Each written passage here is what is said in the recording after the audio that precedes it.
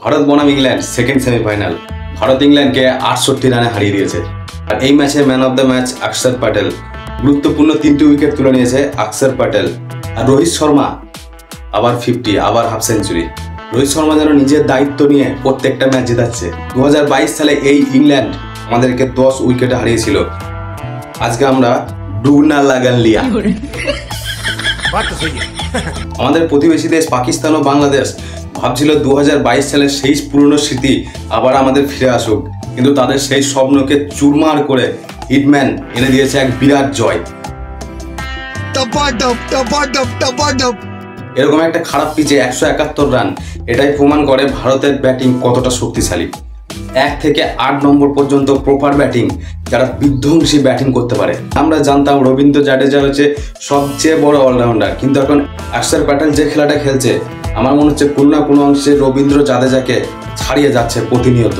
জাসপ্রীত বুমরা, তাকে নিয়ে তো কোনো কথাই নেই।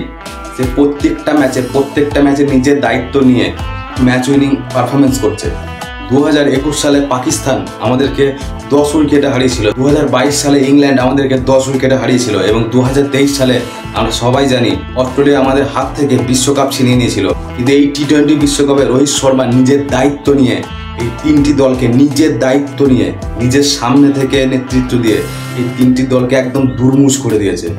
ओ भाई मारो मुझे, मारो मुझे, मारो नहीं, ये मजाक हो रहा है। एक सेकंड यार, मजाक हो रहा है।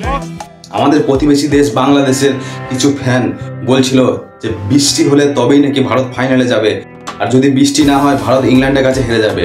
তো তাদের উদ্দেশ্যে আমি একটা কথা বলতে চাই, ভারতের বৃষ্টির মতো কোনো ঢালের প্রয়োজন নাই। ভারত নিজের দমে ম্যাচ জিতবে, নিজের দমে, আর সেটা আমরা দেখিয়ে দিয়েছি। আর এরপর সামনে আছে শুধু সাউথ আফ্রিকা। আফগানিস্তানের বিরুদ্ধে সাউথ আফ্রিকা যে বল করেছিল, এবার দেখবো ভারতের বিরুদ্ধে কতটা তারা বল করতে পারে।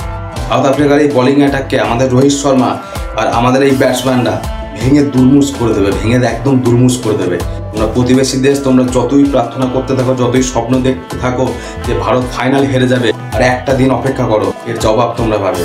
ভারত জিতবে, ভারত টি-20 বিশ্বকাপ ফাইনাল জিতবে, টি-20 ট্রফি রোহিত শর্মা তুলবে। আর তোমরা দেখতেই থাকবে আর শুধুই কাঁদতে থাকবে, দেখতে থাকবে, শুধু কাঁদতে থাকবে। এটা ছাড়া তোমাদের কোনো অকাত নেই, ঠিক আছে? আর বাংলাদেশি ফ্যানদেরকে বলছি, তোমরা যে প্রত্যেকটা ম্যাচের পর, প্রত্যেকটা ভারতের জয়ের পর তোমরা অজুহাত দাও। ভারত ইংল্যান্ড ম্যাচের পর আমি এখনো ফেসবুক খুলিনি, ফেসবুক খুললেই নিশ্চয়ই দেখতে পাবো তোমাদের দেওয়া সেই অজুহাতগুলো। আর সেই অজুহাতগুলো আমি জবাব দিতে আবার আসবো। তোমরা ততক্ষণ কান্নাকাটি করো, আমাদের পার্শ্ববর্তী দেশ বাংলাদেশ পাকিস্তান, কান্নাকাটিটা, চোখের জলটা আরো একটু জমিয়ে রাখো, কারণ আরো বেশি কাঁদতে হবে। আর একটা দিনের অপেক্ষা। ভারত ফাইনাল জিতবে, ভারত বিশ্বকাপ তুলবে। জয় হিন্দ, বন্দে মাতরম, ভারত মাতা কি জয়।